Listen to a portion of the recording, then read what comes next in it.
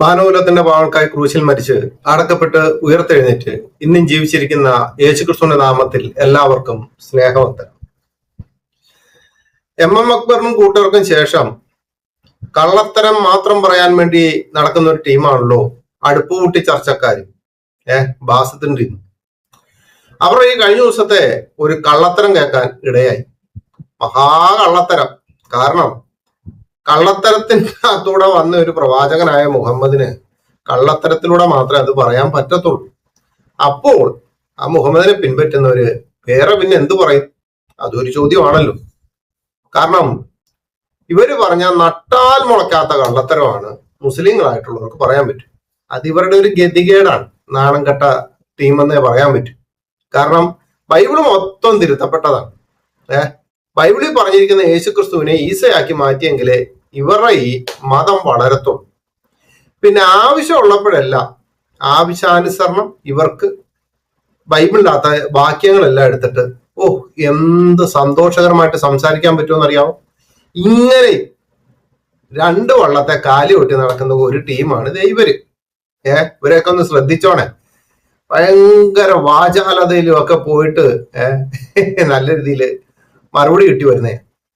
പക്ഷെ ഒരു കാരണവശാലും ഇതുപോലെ ഒരു വഴിപിഴച്ച രീതിയിൽ സംസാരിച്ച് കള്ളത്തരം മാത്രം പറഞ്ഞ് ഇസ്ലാമിക പണ്ഡിതന്മാരെക്കാളും വലിയ പണ്ഡിതന്മാരായിട്ട് ജീവിക്കുന്ന ഇവരെ സമ്മതിച്ചേ പറ്റൂ. ഇനി ഈ പറഞ്ഞ കള്ളത്തരം എന്താണെന്ന് ഒന്ന് കേട്ടു നോക്കാം. ഇസ്ലാമിക വിശ്വാസത്തിൽ മഹാനായ പ്രവാചകനാണ് മഹാനായ യേശുക്രിസ്തു അഥവാ ഈസാ നബി. ആ ഈസാ നബി പരലോകത്ത് ദൈവവുമായി നടത്തുന്ന ഒരു സംഭാഷണം, അത് വിശുദ്ധ ഖുർആൻ വളരെ മനോഹരമായി അത് വിവരിക്കുന്നത് നമുക്ക് ഖുർആനിൽ കാണാൻ സാധിക്കും. യേശുക്രിസ്തുവും ദൈവവും തമ്മിലുള്ള ഒരു സംഭാഷണം, അത് നമുക്കൊന്ന് കേൾക്കാം ഖുർആനിൻ്റെ ഭാഷയിലൂടെ. വിശുദ്ധ ഖുർആനിലെ സൂറത്തുൽ മാഇദയിലെ 116 മുതൽ 118 വരെയുള്ള വചനങ്ങളാണ് ഞാൻ വായിക്കാം. അപ്പോൾ ഈ ആയത്തുകൾ കുറച്ച് വലിയ ആയത്തുകളാണ്. 3 ആയത്തുകളെ പാരായണം ചെയ്തിട്ടുള്ളൂ എന്നുണ്ടെങ്കിലും അതിൻ്റെ അർത്ഥം ആദ്യം ഒന്ന് പറയാം.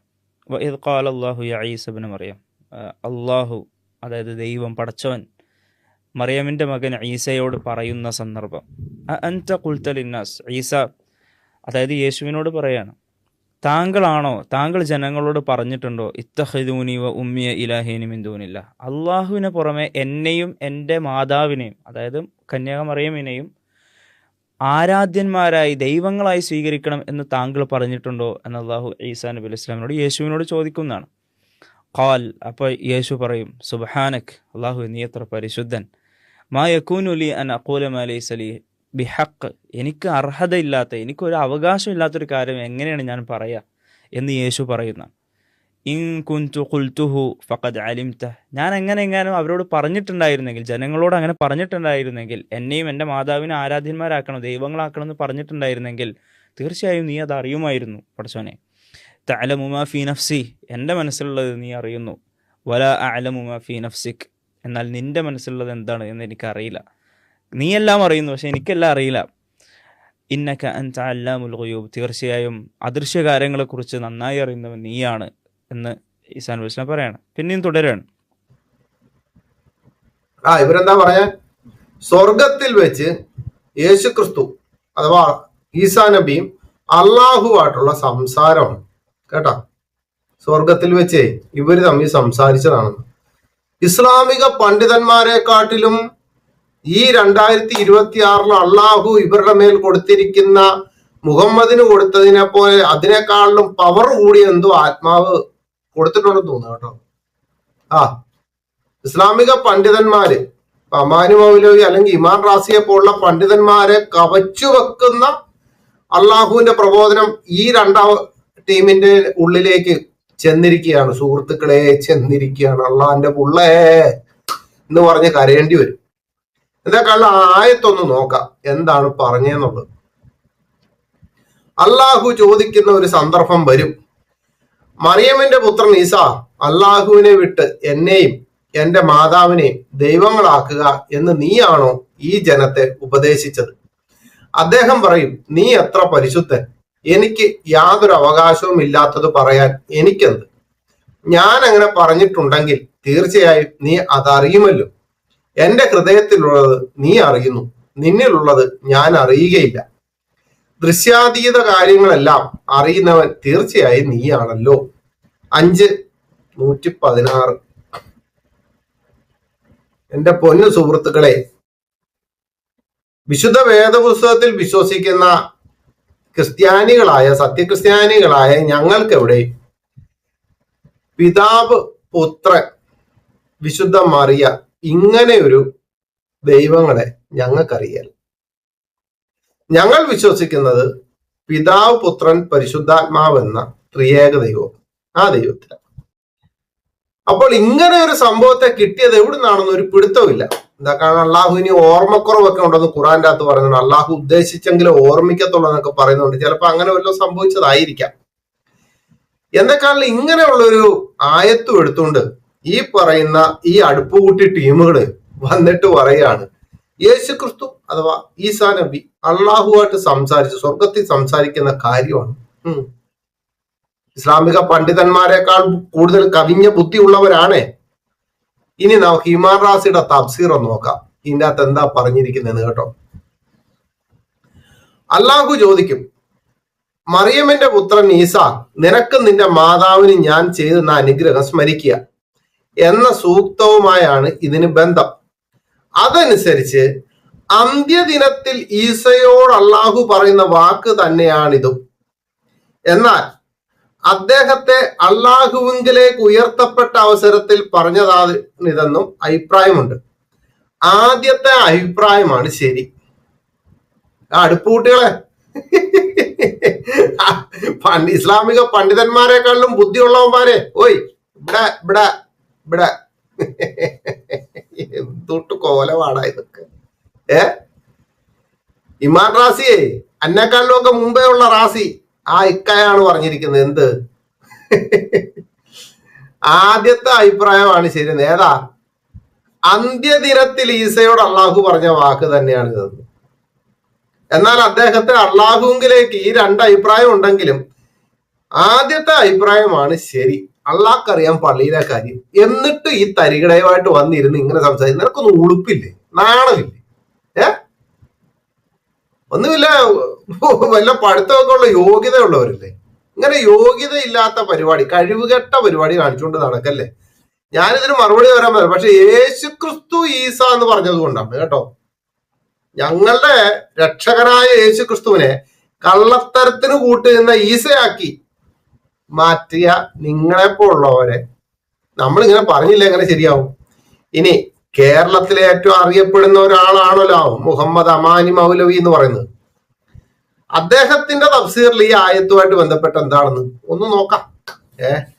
ഇസ്ലാമിന്റെ കഴിവ് ഉള്ള പണ്ഡിതന്മാരെക്കാൾ കഴിവ് കൂടിയ രണ്ടെണ്ണം ഇരുന്നിട്ട് ഇമാതിരി തക്കി അടിച്ചപ്പോഴും അതിനൊക്കെ കമന്റ് ഇടാൻ വന്ന കാക്കാമാരെ വേണം സമ്മതിക്കാൻ. ഇനി അടുത്തത്, ഖിയാമത്ത് നാളിൽ അള്ളാഹുവും ഈസാ നബിയും തമ്മിൽ നടക്കുന്ന സംഭാഷണമാണിതെന്നും ഈസായെ ആകാശത്തേക്ക് ഉയർത്തിയ ശേഷം സംഭവിച്ചു കഴിഞ്ഞ സംഭാഷണമാണിതെന്നും രണ്ടഭിപ്രായം ഖുറാൻ വ്യാഖ്യാതാക്കളിലുണ്ട്.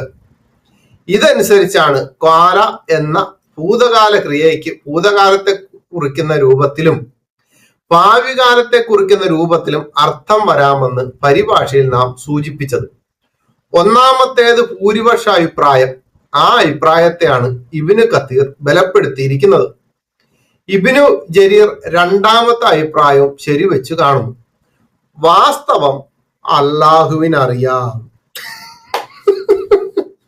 നാണമില്ലാത്ത രണ്ടോ കൊണ്ടോ ഇരുന്നുണ്ട് യേശു ക്രിസ്തുവിനെ ഈസയാക്കി അള്ളാഹു ഈസയും കൂടെ സ്വർഗത്തിൽ സംസാരിച്ച വിഷയം എന്ന് പറഞ്ഞതിനെ അന്നേക്കാളിലും ഒക്കെ വലിയ പണ്ഡിതനാണല്ലോ ഇബ്നു കത്തീർ.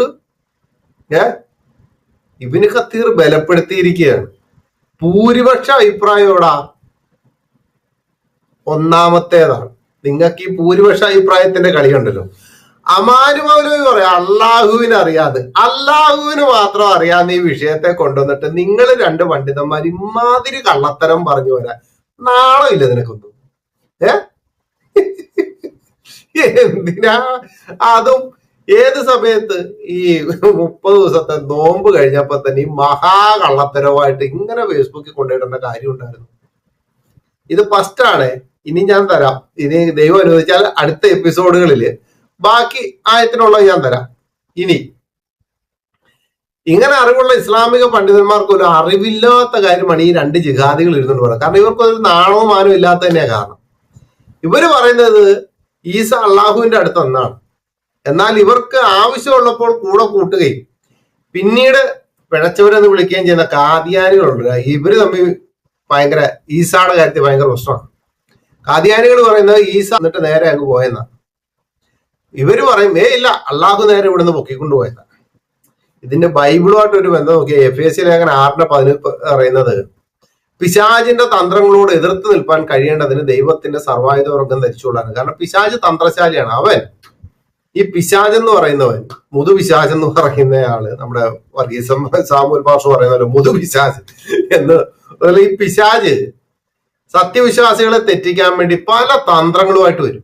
കാരണം എന്താ അറിയോ, ഈ ഖുറാന്റെ അകത്ത് വായിച്ചു കഴിഞ്ഞാൽ ഖുറാൻ 3:54 വായിക്കുമ്പോഴത്തേക്കും കാണാം അവർ തന്ത്രം പ്രയോഗിച്ചു, അള്ളാഹു തന്ത്രം പ്രയോഗിച്ചു.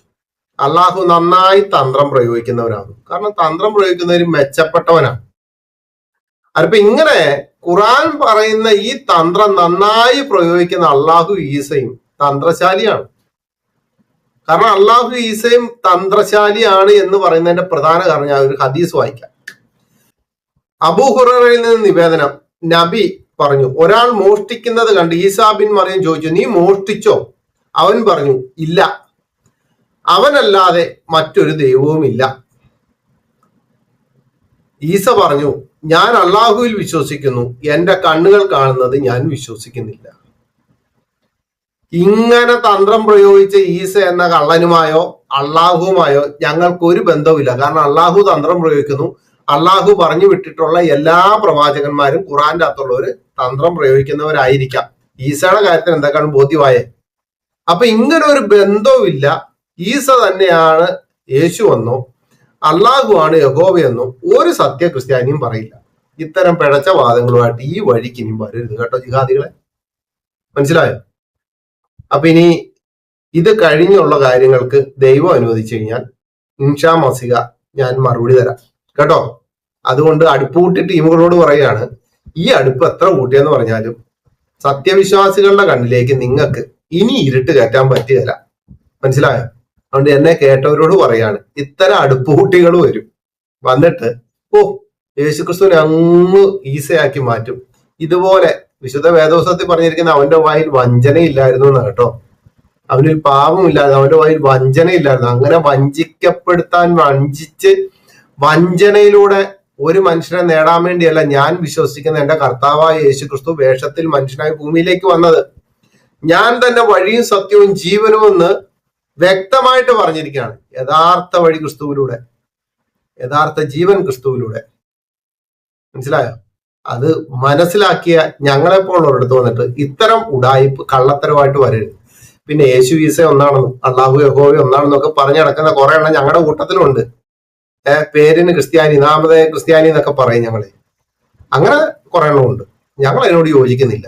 ഓക്കെ, അതുകൊണ്ട് അടുപ്പുകുട്ടികളോട് പറയാണ്, ഈ രണ്ടുപേരോടും പറയാണ്, നിങ്ങൾ ഈ പറഞ്ഞ യേശുക്രിസ്തു ഉണ്ടല്ലോ, ഏതാ ഖുറാന്റെ അകത്ത് ഈസല്ലേ യേശുക്രിസ്തു, ആ യേശുക്രിസ്തുവാണ് അനക്കും ഈ ഭൂമിയിലുള്ള സകല മനുഷ്യർക്കുമായിട്ട് ക്രൂശിൽ മരിച്ച് അടക്കപ്പെട്ടു ഉയർത്തെഴുന്നേറ്റ് ഇന്നും ജീവിച്ചിരിക്കുന്നു. അതുകൊണ്ട് ഹൃദയം കൊണ്ട് യേശുക്രിസ്തുവിനെ രക്ഷകനായി സ്വീകരിച്ച് അധരം കൊണ്ട് ഏറ്റുപറഞ്ഞ് യേശുക്രിസ്തുവിൽ നല്ല മാതൃകയുള്ള മനുഷ്യരായി ജീവിപ്പാൻ ദൈവം നിങ്ങളെ സഹായിക്കട്ടെ. മുഹമ്മദിന്റെ പിന്നാലെ പോയ കബറിൽ കിടന്ന് ഇവിടെ കിടന്ന് എന്തൊക്കെ നിങ്ങൾ കാണിച്ചെന്ന് പറഞ്ഞാലും കബറിൽ കിടന്ന് അടി മേടിച്ച് മുൻകറ നക്കറുമെന്ന് അടിച്ച് ഒരു പരുവാക്കും. ഏതാ കാഹളം ഊതുന്ന കാലം വരെ. അതിനേക്കാൾ നല്ലത് കർത്താവായ യേശുക്രിസ്തുവിനോട് തന്റെ പാപങ്ങളെ ഏറ്റുപറഞ്ഞ് യേശുക്രിസ്തുവിനെ സ്വീകരിച്ച് യേശുവിനെ രക്ഷകനാഥനുമായി സ്വീകരിച്ച് ദൈവ മക്കളായി ദൈവ വൈതലായി ഈ ഭൂമിയിൽ ജീവിച്ച് ദൈവത്തിന് നല്ല പ്രയോജനമുള്ളവരായി തീരുവാൻ ദൈവം നിങ്ങളെ എല്ലാരെയും സഹായിക്കട്ടെ എന്ന് പറഞ്ഞിട്ട് വാക്കുകൾ നിർത്തുന്നു. ദൈവം എല്ലാവരും ധാരാളമായി സഹായിക്കട്ടെ.